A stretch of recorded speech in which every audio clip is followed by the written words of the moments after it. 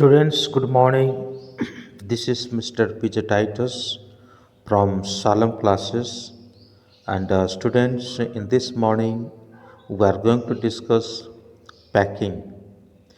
This lesson is from ninth class and from the book of Beehive. And this is chapter number 7. Those students are studying in CBSE and it will be and also RBSC. It will be benefited for them. So this audio lecture will be in Hindi, and next audio or video lecture that will be in English. So students, if you want to hear or see the English, so you can see the English, or if you want to hear Hindi, so you can see the Hindi also. That's depend upon you what you want. So every chapter there are two languages, Hindi and English. Okay, so let's begin. As I told you, the lesson name is packing. Okay, so वर्णनकर्ता सामान बांधने का निर्णय लेता है। वर्णनकर्ता चौरम ने अपनी pack करने की कला पर गर्व महसूस किया। तीनों मित्रों ने छुट्टी पर जाने का निर्णय लिया। उसने पैकिंग करने का प्रस्ताव किया। उसके दोस्त जॉर्ज और हैरिस उससे प्रभावित हो गए। उन्होंने सिगार और पाइप चलाते हुए आराम महसूस किया कि वर्णनकर्ता पैकिंग करेगा, यानी नैरेटर पैकिंग करेगा। वर्णनकर्ता ने उसकी दूसरी तरफ से इच्छा की थी, परंतु वर्णनकर्ता ने इच्छा की थी कि जॉर्ज और हैरिस पैकिंग करेंगे और वे उन पर रोब जमाएगा। जब उन्होंने आराम किया तो वो चिढ़ गया। उसे कुछ काम नहीं करने वाले लोग बहुत लज्जित करते थे। वह स्वयं चुपचाप बैठा हुआ दूसरों के काम करते हुए नहीं देख सकता था। वो खुद को खड़े हुए और दूसरों को काम करते हुए निरीक्षण करने में आनंदित होता था। जब वो स्वयं काम कर रहा तो हो तो दूसरे व्यक्तियों को कुछ ना करते हुए देखकर घृणा करता था।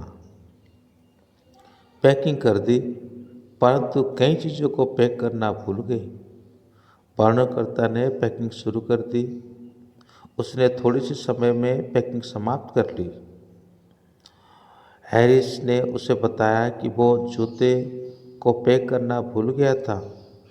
उसने थैला खोला और जूतों को अंदर पैक कर दिया। वो उसे बंद करने जा रहा था।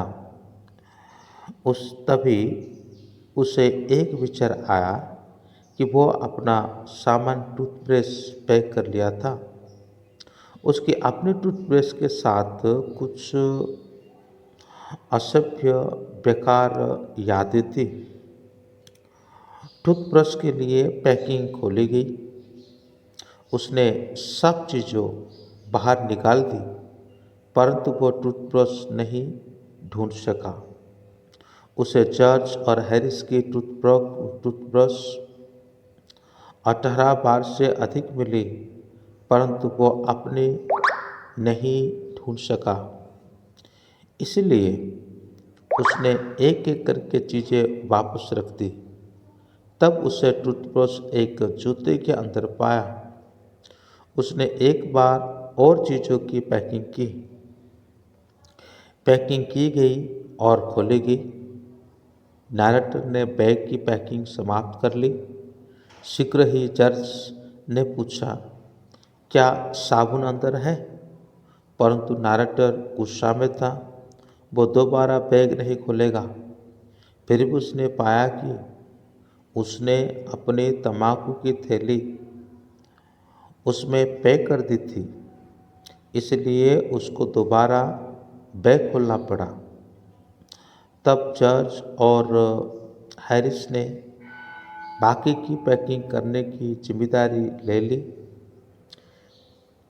चीज़ें उत्तेजक बनने लगी थी। हैरिस और जॉर्ज अच्छी पैकिंग करने वाले नहीं थे। वर्णनकर्ता प्लेटो कॉफ़ी, कतेलियो, केको, टमाटर आदि के ढेर देख सकता था। जल्दी ही पैकिंग उत्तेजक बन गई, कप तोड़े गए। हैरिस ने स्ट्रॉबेरी जैम को एक टमाटर के ऊपर पैक कर दिया और उसे कुचल दिया। जॉर्ज मक्खन के ऊपर गुजर गया। वर्णनकर्ता उठा था और उसने उन्हें पैक करते हुए देखा। इससे जॉर्ज और हैरिस उत्तेजित हो गए। उन्होंने चीज़ों के ऊपर पैर रख दी, तब वे उन चीज़ों को ढूंढ सके जो वे ढूंढना चाहते थे। उन्होंने कचौड़ियों और बैग की तली में पैक कर दी। उन्होंने उनके ऊपर भारी चीज़ रखने के बाद उसको कुचल दिया। पैकिंग के ऊपर उत्तेजनकता जारी रहती है। जॉर्ज और हैरिस ने सभी चीज़ों को अस्त व्यस्त कर दिया। पैकिंग करते समय जॉर्ज का पैर मक्खन पर ऊपर पड़ा। जॉर्ज ने अपने सीपल पर उसे मक्खन उतारा। फिर उन्होंने उसे केतली में डालने का प्रयास किया। यह अंदर नहीं गया और जो अंदर था वो बाहर नहीं आया।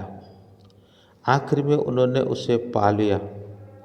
उन्होंने इसे एक कुर्सी के ऊपर रख दिया। हैरिस उसके ऊपर बैठ गया। वह उससे चिपक गई। तब वे उसे ढूंढने के लिए कमरे में गए। मोटोमरेंसी परेशानी बढ़ा देता है। कुत्ते मोटोमरेंसी की जीवन में एक अच्छी थी। वह थी बीच में आने से परेशानी बनने की।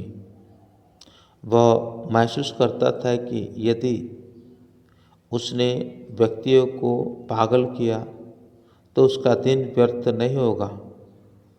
इसका उच्च लक्ष्य था, वो था उसके ऊपर किसी द्वारा ठोकर खाकर गिरना और उसे श्राप देना। इसलिए मोटोमरेंसी आया। वो वस्तुओं पर बैठ गया। जब उसको पैक करना था, उसने जैम और अपने टांग डाल दी। उसने बहाना किया कि नींबू चूहे थे और उसने छोटी टोकरी में डाल दिया। हैरिस ने कहा कि वर्णनकर्ता ने ही कुत्ते से यह सब करवाया, परंतु कुत्ते के द्वारा ऐसा करना स्वाभाविक था। पैकिंग के बाद वो सोने का निर्णय करते हैं। पैकिंग हो गई।